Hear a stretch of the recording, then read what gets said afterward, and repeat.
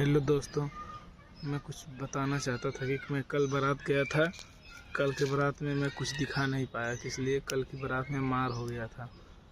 और गांव के थे लड़के उड़के कुछ थे, एक लोगों का कपार फाट उड़ गया, ऐसा वैसा कुछ मैटर था। इसलिए मैंने वीडियो, बहुत ज़्यादा गंभीर मैटर हो गया था। और लोग, बहुत लोग मतलब थे, 10-15 लोग, हम लोग थे 7-8 लोग, ऐसा मैटर था कुछ। वही उनका कपार फाट गया था बहुत ज़्यादा, इसलिए मैंने वीडियो नहीं बनाया। नहीं तो मैं दिखाता आपको क्या सीन है शादी में। नहीं तो गौतम लोग के बारात में जाओगे तो मार होना ही होना है सारा। समझ नहीं आता।